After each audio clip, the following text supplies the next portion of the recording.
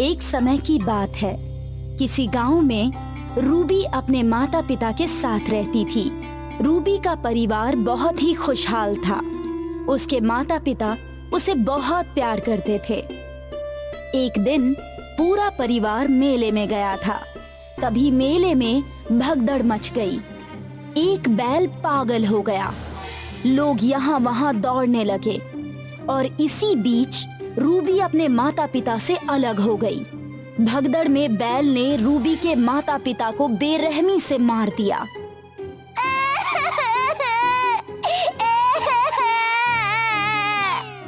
Ruby अनाथ हो गई। रूबी के चाचा चाची उसे अपने साथ अपने घर ले गए। रूबी बेटा, हम दोनों तुम्हारे माता पिता की कमी तो पूरी नहीं कर सकते बेटा, पर हमसे जो बन पाएगा वो हम जरूर करेंगे बेटा। अब तक हमारी एक ही बेटी थी, एनी। आज से तुम भी हमारी बेटी की तरह हो।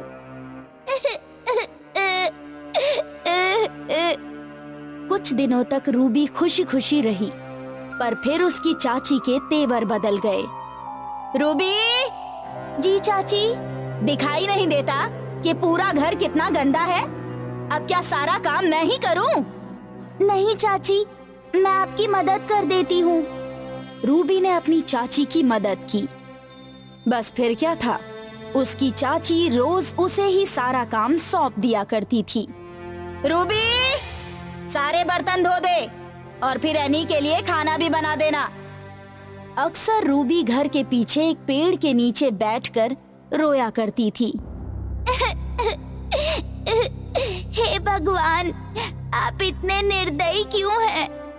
एक तो आपने मेरे माता पिता की जान ले ली, ऊपर से मेरे चाचा चाची मेरे साथ नौकरों वाला सलूक करते हैं।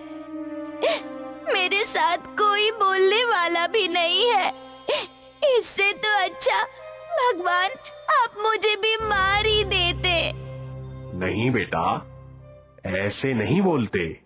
आवाज सुनकर रूबी हैरान हो गई। उसे समझ नहीं आ रहा था कि ये आवाज कहाँ से आ रही है। मैं बोल रहा हूँ, खजूर का पेड़। पेड़? नन्ही रूबी पेड़ को बोलता हुआ देख डर गई और वहाँ से भागने की कोशिश करने लगी। डरो मत रूबी, मैं तुम्हें कोई नुकसान नहीं पहुँचाऊंगा। मैं जादुई खजूर का पेड़ हूँ। रूबी, यहाँ आओ। रूबी पेड़ के नजदीक गई। क्या तुम मेरी दोस्त बनोगी?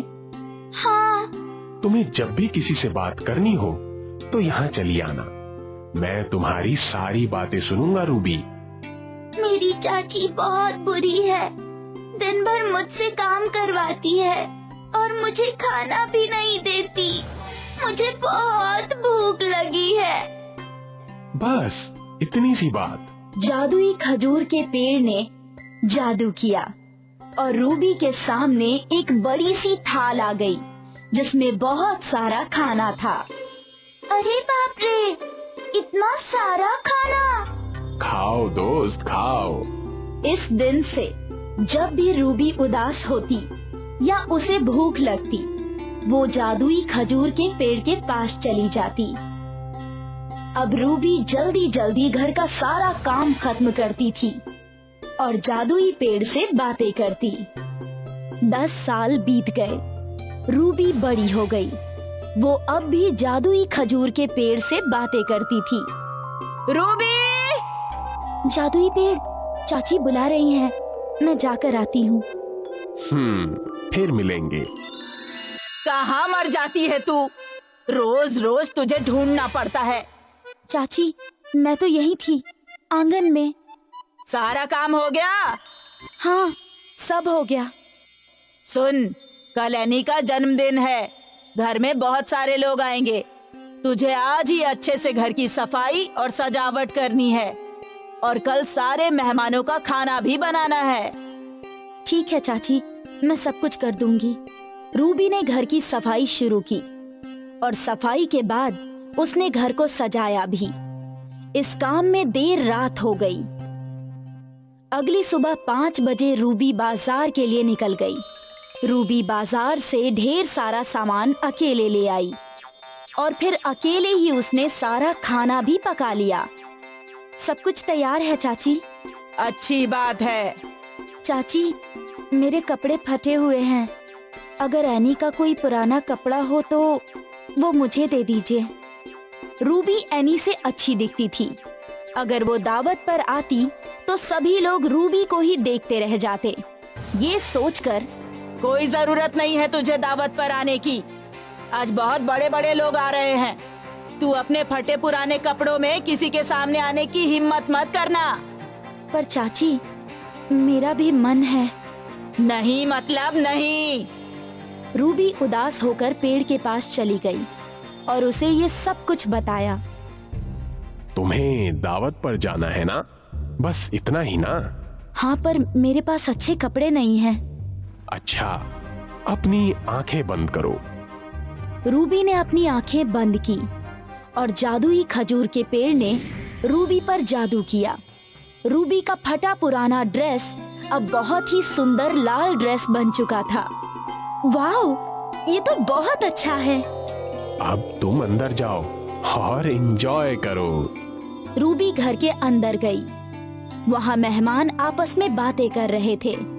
रूबी को देखकर सभी उसकी ओर देखने लगे। कितनी सुंदर लड़की है। कौन है ये? दावत में एक राजकुमार आया था। राजकुमार ने रूबी को देखा और उसका दीवाना हो गया और सबके सामने राजकुमार रूबी के सामने घुटने पर बैठ गया। तुम बहुत खूबसूरत हो। क्या तुम मुझसे शादी करोगी? हाँ। ये सब देखकर रूबी की चाची और उसकी चचेरी बहन जल भुन गई। राजकुमार ने रूबी को अपने साथ महल में चलने के लिए कहा। मैं आपके साथ आऊंगी, पर पहले आप मेरे साथ चलिए। रूबी राजकुमार को जादुई खजूर के पेड़ के पास ले गई। जादुई पेड़, हमें अपना आशीर्वाद दो। हमेशा खुश रहो मेरी बेटी, और जाते जाते मेरी कुछ सूखी टहनियां अपने साथ ले जाना। जब भी तुम्हें मेरी जरूरत होगी, मैं हमेशा तुम्हारी मदद करूंगा। रूबी ने सूखी टहनियां उठा ली, जादुई पेड़ को गले लगाया और अपने राजकुमार के साथ चली गई। रूबी और राजकुमार हमेशा खुश रहें।